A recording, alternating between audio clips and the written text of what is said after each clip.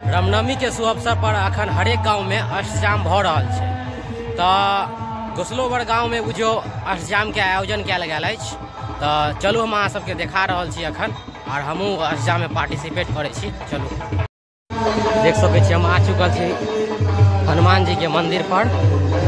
और ये गांव कनी गाछी में छै, लेकिन तैयो अहाँ देख सकै छी कि यह रुस्ता है आवे के। और चलू हम अहाँ सबके ल चलै छी।